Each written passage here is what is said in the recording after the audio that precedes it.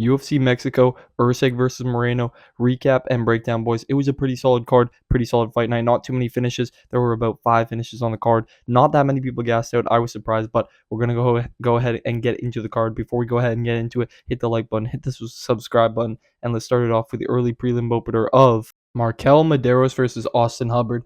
Opened up the prelims, man. It was an okay fight, not a crazy fight. Split decision. I did think this was going to be a very close fight. I thought Austin Hubbard might get the nod. I did pick Markel Medeiros, but I was rooting for Hubbard. I thought he did enough, but it was very, very close. Round one, I scored it for Medeiros, to be honest. He landed the better shots, but Austin Hubbard was pushing forward. He was mixing it up a bit better. So that first round was very close, very iffy.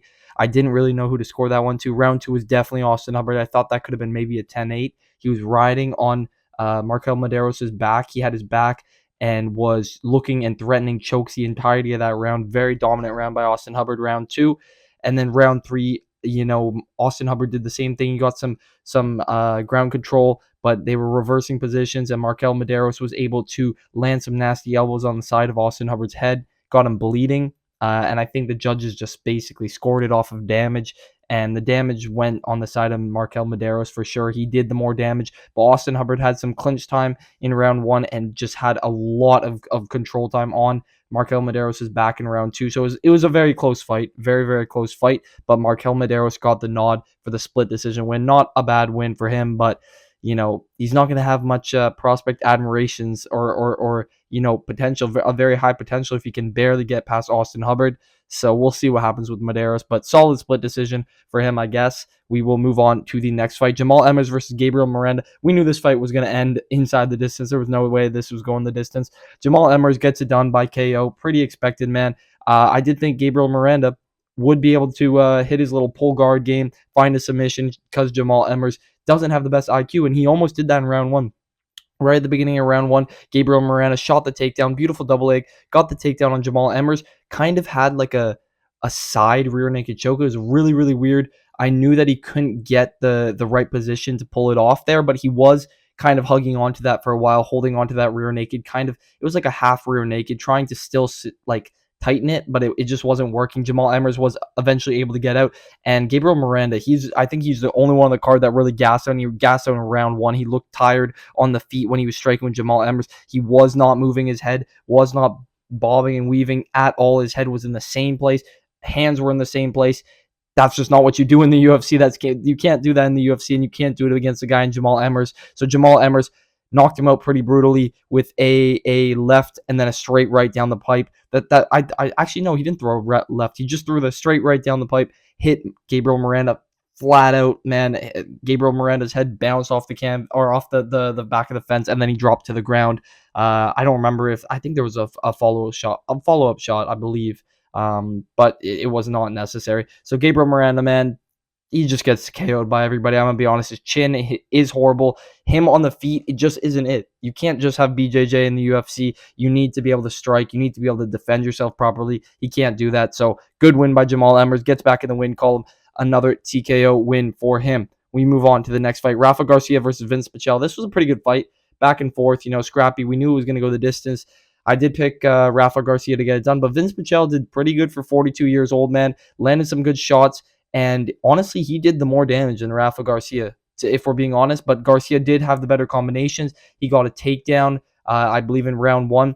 He ended round one, and I think he ended round three by having Vince Pichel on the ground. He just ended, I think it was round one and round three where he ended being on top of Vince Pichel, which is a good look in front of the judges, right? They like to see that. That last 30 seconds of those rounds are very important, and Vince Pichel lost those last 30 seconds. Rafa Garcia just pieced up the better combinations. Vince Pichel was landing a teep kick really, really nice, doing some good damage, and it was hurting Rafa Garcia. His jab was landing all night. Vince Pichel was keeping it at range with the jab, but there was just a speed advantage for Rafa Garcia, and he was putting on the pressure, backing Vince up and landing the better combination. So he gets a unanimous decision. Of course, it's in Mexico as well, so they're going to give it to their guy, but it was definitely a win for Rafa Garcia. I did score all those rounds for him, and he ended off the rounds in nice fashion to look good in front of the judges. So good win by Rafa Garcia, gets back in the win column. We move on to the next fight. Lupi Godinez versus Julia Pilastri. I genuinely thought this was one of the most fun fights on the card. Honestly, it was pretty fun. Back and forth, scrappy. Julia Pilastri is an absolute unit. I'm gonna be honest. She is a unit. She comes at you. She is just in front of your face nonstop. Made it a dogfight. Made Lupi Godinez have to push forward, dig deep, and it was back and forth.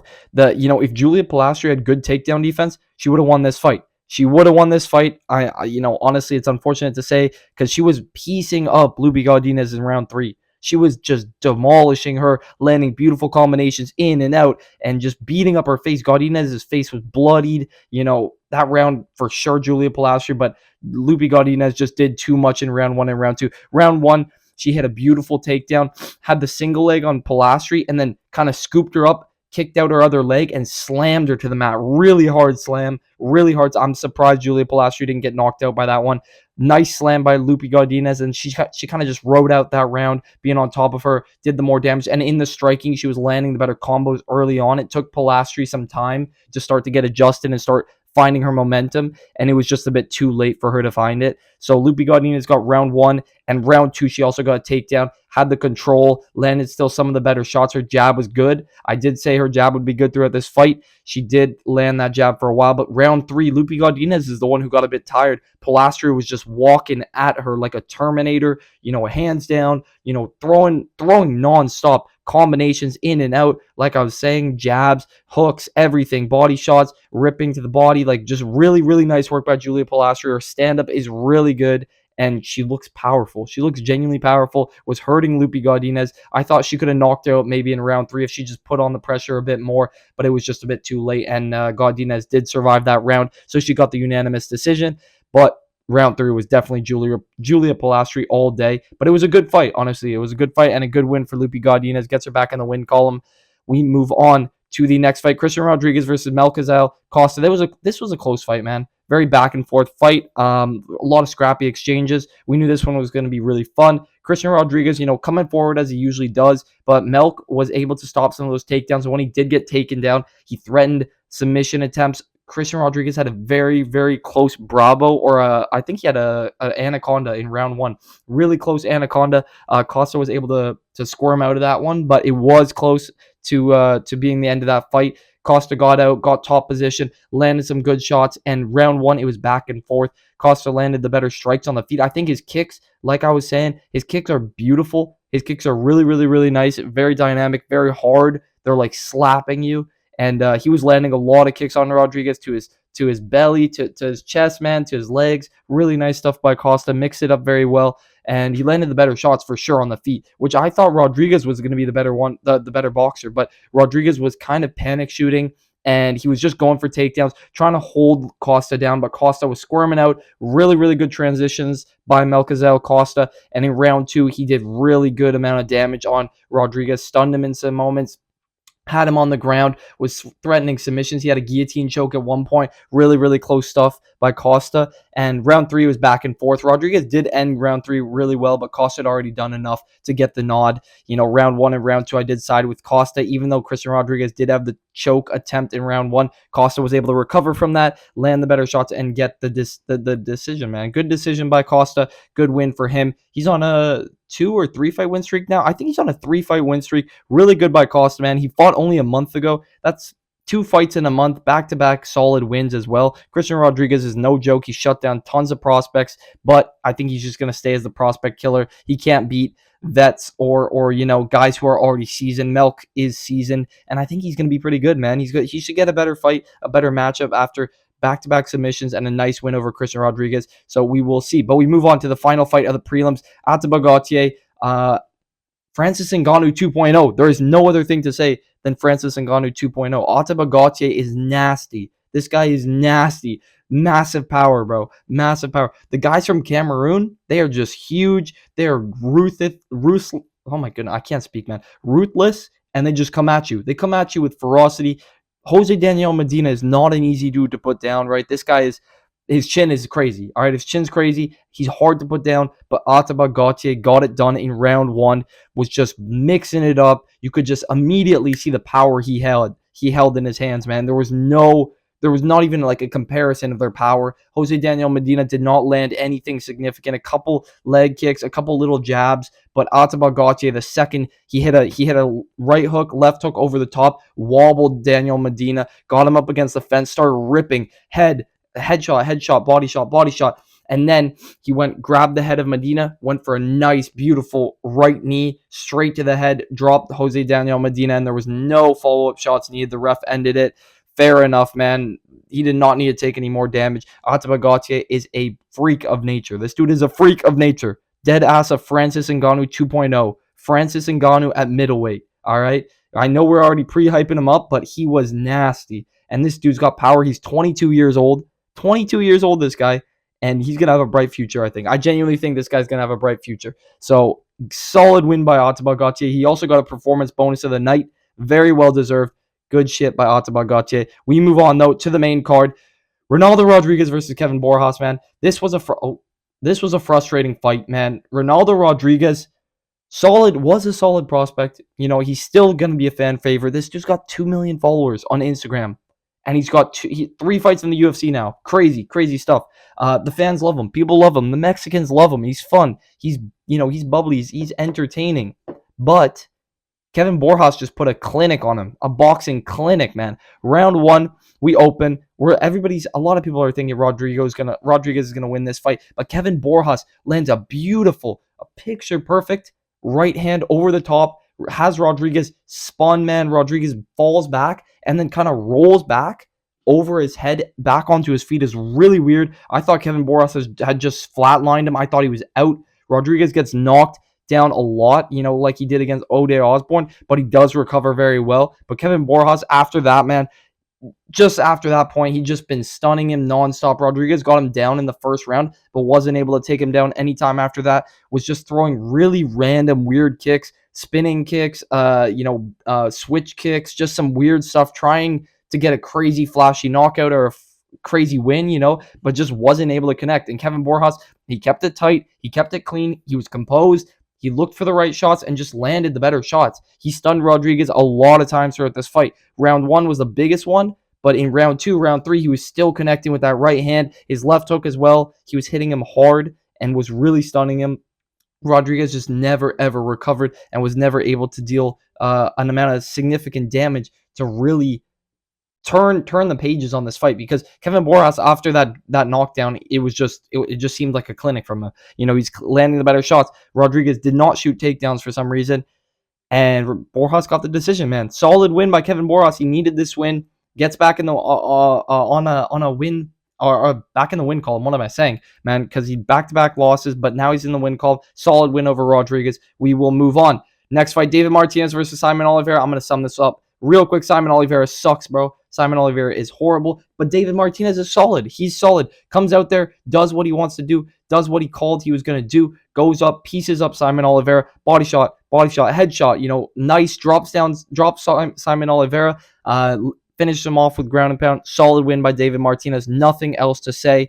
Simon Oliveira, we knew he is pretty bad, man, coming off of a huge layoff, and David Martinez is a beast. I mean, this dude, doctor and a UFC fighter, just sent Simon Oliveira to the hospital, and then he's going to treat him. But I'm joking. But David Martinez, solid win in Mexico City. Good win by him. Finish was a little premeditated. They could have let it be a bit more brutal knockout. But no, I'm joking. Solid win by David Martinez, man. We will move on. Not much more to say about that one. Chiwiwis versus Vince Morales, man. Chiwiwis does not get the finish. He almost got finished in this fight. Crazy back and forth fight. We knew it was going to be a scrap. Vince Morales, as much as he loses all his fights, he's still a scrappy guy. He can always try and finish you. But this dude needs to stop throwing up the Bravo choke. He needs to stop, okay? Raul Rosas Jr., round 1, took Vince Morales down, got a solid amount of ground time, solid amount of control on the ground. He was faster on the feet, but Vince Morales was tagging him a little bit. Raul on the ground, though, he was better on top position. A lot of good scrambles in this fight, back and forth. But Raul Rosas Jr. had a lot of ground control time in this fight. A lot. Like, if you add up all the time of ground control time, I believe he had over 7 or 8 minutes. So just that alone, man, it didn't even matter what Vince Morales did.